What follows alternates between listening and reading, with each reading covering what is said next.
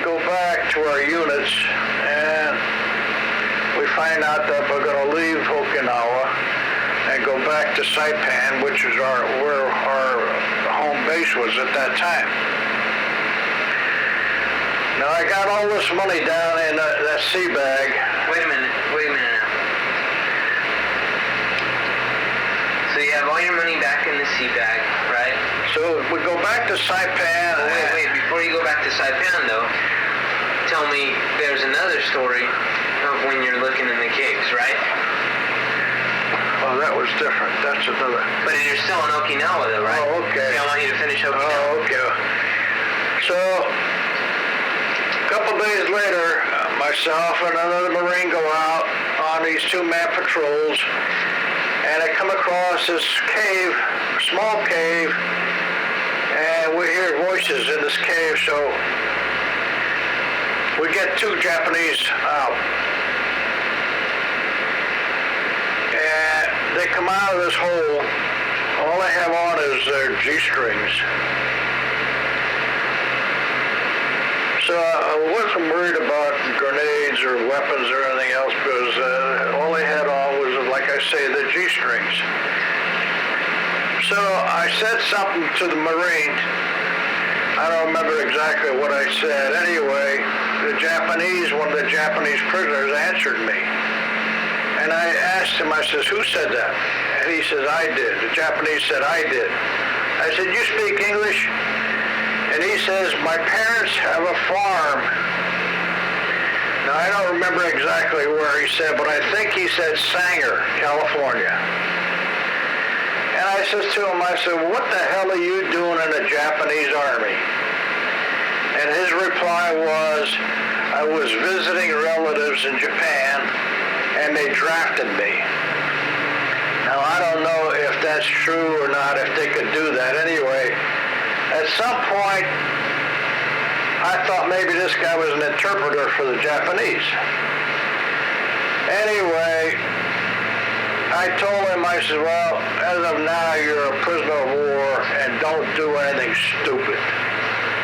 Because I wanted to waste him. I really did. Yeah? What stopped you from doing it? Well, it would have been right. You know, the guy was unarmed and he had nothing. There was no danger to me because, like I say, you know. Anyway, I told him, I says,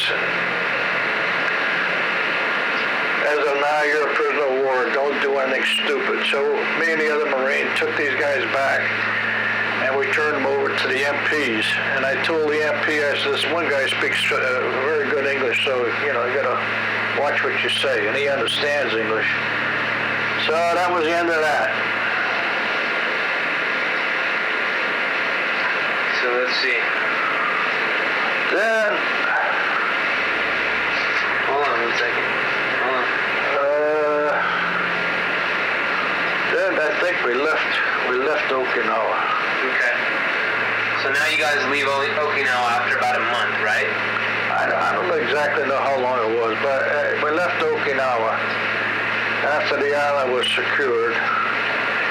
As I say, at that time, our home base was Saipan. We had like a tent city in Saipan, and that's where we were. Anyway, back on Saipan, I had all this Japanese money down in my sea bag.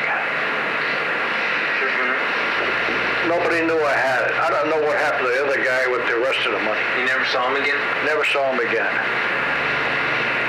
So,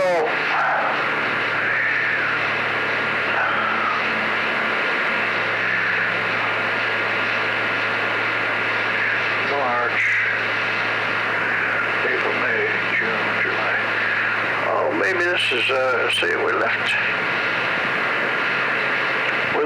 Saipan March 9th for Okinawa, and over here, I left Okinawa July 8th. Of 1945? Yeah.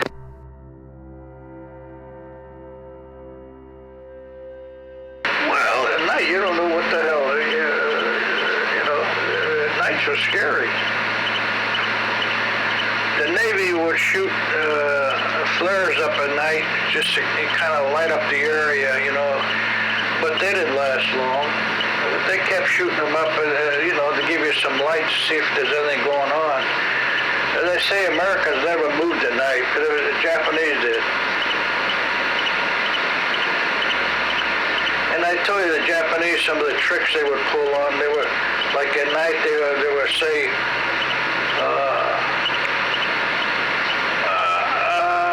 I'm a Marine, I'm wounded, I need a corpsman, shit like that. And then they would say, American Marine, you died tonight.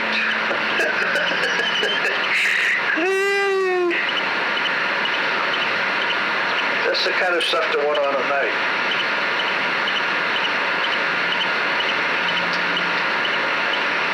When you guys were at base and stuff and you weren't fighting, would you guys Train.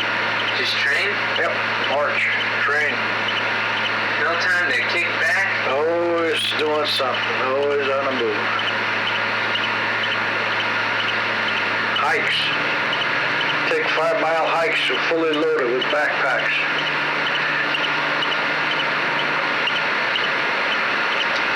Always training, always doing something.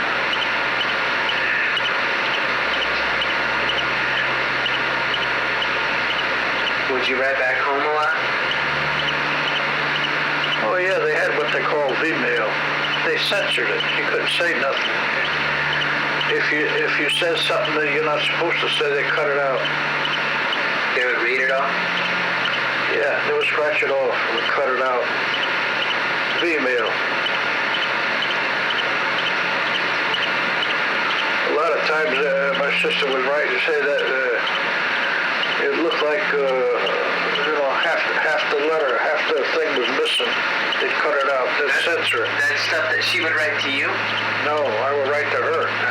Like you couldn't say where you were. You couldn't say what you did. You couldn't say a lot of things. That you couldn't mention. How come? They're afraid the Japanese would intercept it.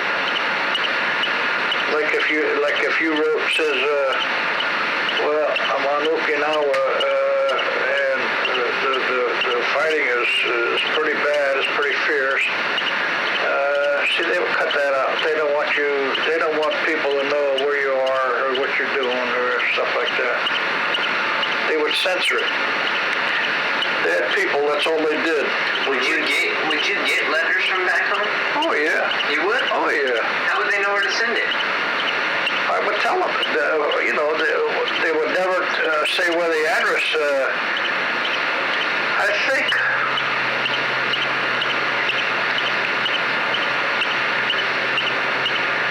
But then they used to have like a P.O. box, if I remember right. They would send it. A lot of places after the war, not after an engagement, like say after Saipan was secured, you could get mail. You tell them where you're at, and because the island is American now. Right. But in about every 2 or 3 days, you would get mail call.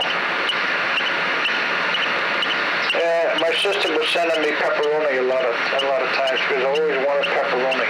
Oh, really? Yeah.